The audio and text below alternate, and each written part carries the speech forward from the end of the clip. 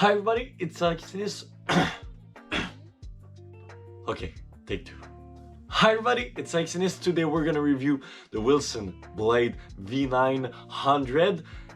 Let's go. Stay until the end of the video to see my final rating. So let's go ahead with this review. So I'm really excited to try this racket because if you don't know, I was a user of the Wilson Blade V8, the 98 version 16x19, but it's still a blade. And so I really enjoyed the V8 version, pretty much every version. So the 104, the 100, the 100L, the 98, 18x20, 16x19, whatever. But as the time went by, it grew like I ended up not really enjoying the new flexibility. It was the thing that made me buy the racket, but that ended up, being the reason why I switched away from the Wilson Blade.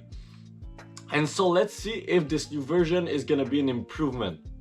What I'm expecting from this racket is basically just a small tweaking of the V8. I'm not expecting a totally different racket. I'm just expecting something that's gonna be a bit better. So I don't think that if you just really hate the V8 that you're gonna enjoy the V9, I think it's gonna be a continuation of the V8. Let's go straight to the specs. So this is a 100 square inch head size racket with a 16x19 string pattern. The unstrung weight is 300 grams and you have a consistent 22 millimeters beam.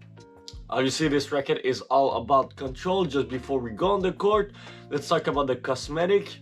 I enjoyed the cosmetic because if you don't know, they took its inspiration from the Aston Martin English green, and I just enjoyed so much this color when they brought it back for Formula 1 and all that stuff. So I really enjoyed the look of this racket. And so now let's go on the court and let's see how it plays. On the court with the Wilson Blade V900, the first thing that I felt was different with the stable feel technology. It's now a bit more stable, but it's now also a bit more stiff. Not in a way that it's uncomfortable, but it's just a great adjustment. The thing that is a bit tougher is to get that height over the net. So it's not a spin machine, obviously. At the net it's pretty solid, but I would say that where it stands out for me is at the serve. So you can really have a big serve, a big kick, a big slice. So it's really good and it helps you to be consistent in the point with achieving that control that helps you to be aggressive from the baseline. And so I'm not seeing a lot of change, but the only change that are really remarkable is the stiffness and the stability of the racket. And I feel like it's a great improvement that will make blades lover love this racket a bit more. But people that loved the V8, that didn't love the V8 will not enjoy this V9 version, that's for sure. And that's the issue that I have with this racket, but that's the only one I would say.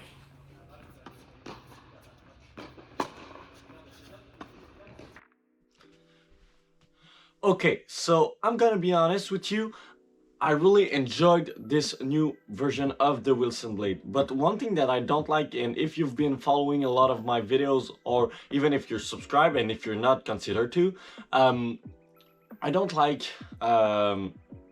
being all about technology, saying like, oh, they've put stable feel into it, they've put different grommets.